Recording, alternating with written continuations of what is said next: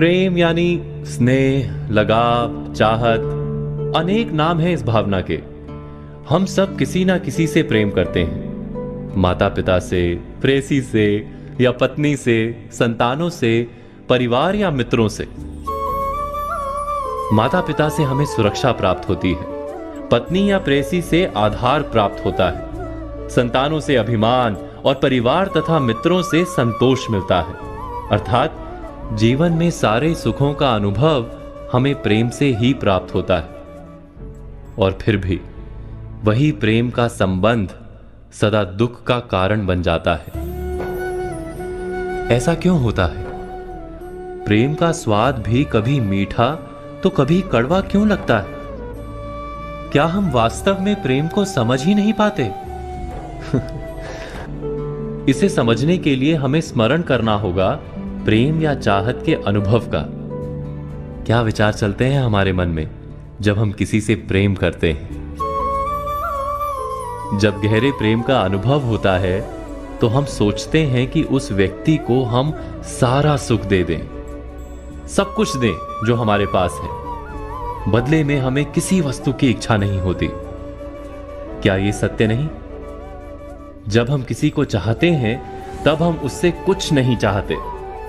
प्रेम वास्तव में उस संबंध को कहा जाता है जिस संबंध से हमें कोई आशा, कोई चाह, कोई मांग ना हो। जैसे ही कोई मांग मन में प्रवेश करती है, वैसे ही प्रेम हृदय से विलुप्त हो जाता है, चला जाता है। जैसे रोग के कारण जीभ मैली हो जाती है और मीठा फल कड़वा लगता है। आशा, इच्छा, चाह या मांग, इन सब के कारण मन को मैला कर देते हैं और मीठा प्रतीत होने वाला प्रेम भी कड़वा बन जाता है। अर्थात प्रेम उस संबंध का नाम है जिसमें कोई मांग नहीं। प्रेम की बात करते ही साथ विचार आता है घृणा का। घृणा का अनुभव किसने नहीं किया? किसी व्यक्ति का नाम सुनते ही मन में कड़वाहट आ जाए, हमारे अंतर में इच्छा जागे कि उस व्यक्ति का सर्वनाश हो। वही तो घृणा है ना?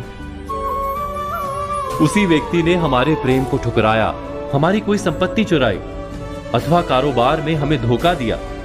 ऐसे कई कारण भी हम सोच लेते हैं। लेकिन क्या वास्तव में किसी के कार्य का हमारी घृणा से कोई संबंध है? विचार कीजिए। एक धर्म के मानने वालों को दूसरे धर्म के मानने वालों के प्रति घृणा होती है। वहां तो किसी ने दूसरे को सीधा नुकसान नहीं पहुंचाया। हमारे मन में किसी के लिए घृणा क्यों जन्म लेती है? क्या इसका संबंध किसी के कार्य से है या सिर्फ हमारे मन से है? विश्व के सारे धर्म तो प्रेम और शांति का संदेश देते हैं, है ना?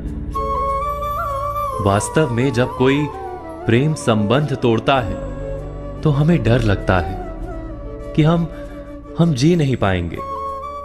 कोई कारोबार में धोखा देता है तब हमें डर लगता है कि हम गरीब हो जाएंगे। किसी दूसरे धर्म के मानने वाले को जब मिलते हैं तो हमें भय लगता है कि हमारी श्रद्धा डगमगा ना जाए। अर्थात हमारी घृणा का संबंध किसी की मान्यता अथवा कार्य से नहीं जुड़ा है, वो केवल हमारे हृदय के भय अथवा डर से जुड़ा है। जिसके हृदय से डर चला जाता है, जो पूरी तरह निर्भय हो जाता है, वो किसी से भी घृणा कर ही नहीं सकता। और डर के पार जाना अनिवार्य है, क्योंकि डर वो दीमक है जो मनुष्य की आत्मा को खा जाता है। इस सब पर आप चिंतन, मनन, विचार अवश्य कीजिएगा।